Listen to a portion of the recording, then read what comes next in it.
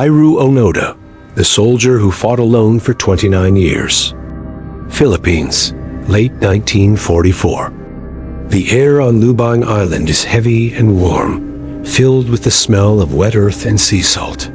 The jungle grows so thick that sunlight struggles to reach the ground. It feels untouched, peaceful even. But something is coming across the Pacific, not a storm. War. American forces are advancing from island to island, and the Japanese Empire is retreating everywhere at once. Garrisons are disappearing. Supply lines are collapsing. Officers already understand what the soldiers are not yet being told. This is no longer a war for victory. It is a war for time. Inside a small command post on the island stands a young officer, almost still a boy. His name is Hiroo Onoda. He is 22 years old. There is nothing dramatic about him. He is quiet, observant, the type of man who listens longer than he speaks. But behind that silence is something stronger than confidence. Discipline, deeply carved into his mind. Onoda was not trained as an ordinary infantry soldier. He was trained for intelligence and guerrilla operations, for the possibility of being left behind enemy lines with no support and no rescue. At the Futamata Military School, his instructors did not teach him how to charge an enemy position. They taught him how to disappear, how to live without supplies, how to wait without losing focus, how to survive when everyone else was gone. When his commanding officer calls him in, the conversation is short. There is no ceremony, no heroic speech, only orders. He is told American troops will soon invade the island. The garrison will likely fall, and his duty is not to die defending the base. His duty is to continue fighting, even after the battle is over. Then come the words that will hold him prisoner for the next 3 decades. His commander looks directly at him and says, 3 years from now, 5 years from now, whatever happens, we will return for you. Onoda does not question it. He simply nods. Then a second order follows. You are absolutely forbidden to surrender, and you are forbidden to take your own life. To a Japanese officer of that time, this is not advice. It is absolute obligation. Weeks later, American forces land on Lubang. The fighting is brief. Too brief. The Japanese defense collapses within days. Some soldiers are killed, others flee into the hills, and many simply abandon their weapons. But Onoda does not go to the beach, and he does not surrender. He walks into the jungle. 3 soldiers follow him. They believe this mission will last weeks, perhaps a few months, a temporary delay until Japanese forces return. They hide deep within the forest and watch the island from a distance. They wait for a signal, a radio message, a boat on the horizon. Nothing comes. Weeks turn into months. Then one morning, paper begins falling from the sky. Leaflets. Printed in Japanese, they read, "The war is over. Japan has surrendered." Onoda studies them carefully. He reads every line. Then he gathers them and burns them. He does not hesitate. Not because he cannot accept defeat. Because he is convinced this is deception. During his training, he learned a simple rule. The enemy will try to defeat your mind before he defeats your body. And to him, a real Japanese command would never order surrender through papers dropped from an airplane. So he makes a decision. The war has not ended. It has only changed form. From that moment forward, Onoda no longer considers himself a stranded soldier. He considers himself a soldier still on duty. 2 years begin to pass. At first, the 4 men still believe they are part of a larger war. They do not feel abandoned. Every sound in the jungle could be a signal. Every distant engine could be a ship. Every aircraft overhead might be Japanese. So they wait. They build small shelters from bamboo and leaves, hidden beneath the canopy where even smoke cannot easily be seen. They move carefully, rarely lighting fires during the day, cooking only at night when darkness hides them. Food becomes their first problem. There are no supply drops, no rations, no contact. They learn to live off the land. Coconuts, bananas, wild plants. Sometimes they steal rice from nearby farms. At night they sneak into fields and quietly slaughter cattle, carrying the meat back into the mountains before sunrise. They never stay long in one place. They are certain the enemy is searching for them. And in a way, they are right. American patrols occasionally move through the island. Filipino police units begin organizing security sweeps. To the local villagers, the war is over. To Onoda and his men, it has barely begun. Months pass, then a year. One day they find newspapers left deliberately along a path, carefully placed. Too carefully. They read about Japan rebuilding, about cities functioning again, about the emperor speaking to the people.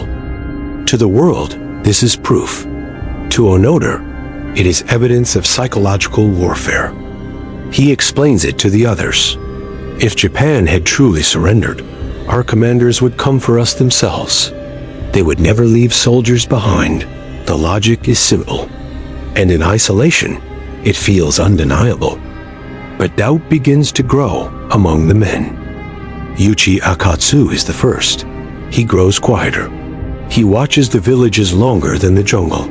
He starts to hesitate before raids. One night, without warning, he disappears. At first, the others believe he has been captured. They wait days, then weeks. But Akatsu does not return. Months later, leaflets fall again from aircraft. This time, they carry a message written personally. Akatsu has surrendered. He is alive. He tells them the war truly ended years ago. Onoda studies the paper for a long time. Then he folds it carefully. It is a trick, he says. To him, the enemy has simply forced a prisoner to write it. From that day forward, the group changes. They no longer wait to be found. They begin to act. They raid farms more often. They sabotage crops. They fire on police patrols they believe are military units in disguise.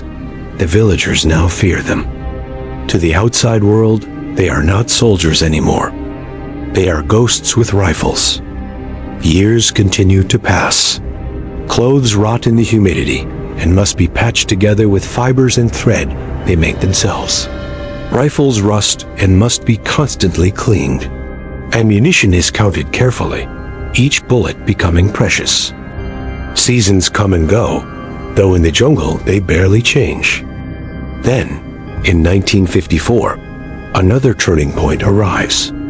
During an encounter with a search party, gunfire breaks out. Shots echo through the trees. Shoichi Shimada is struck.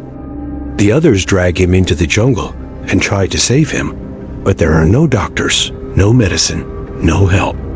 He dies there beneath the trees. Now only 3 remain.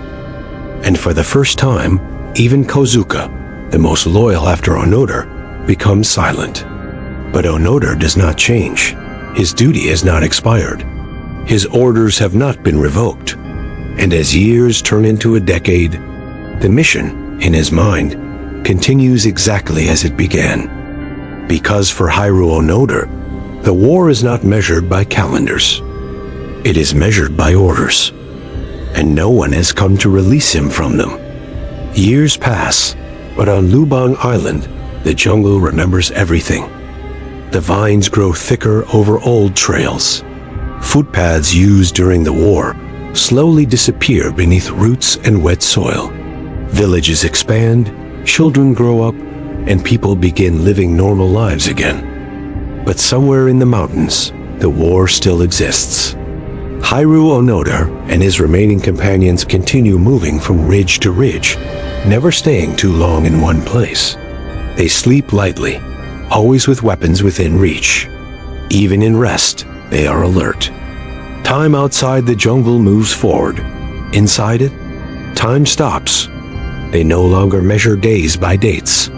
They measure them by rainstorms, by dry seasons, by the sound of insects at night, and the direction of the wind in the trees. Sometimes they watch the villages from a distance. They see people working calmly in fields. They see lights at night. They hear radios playing music.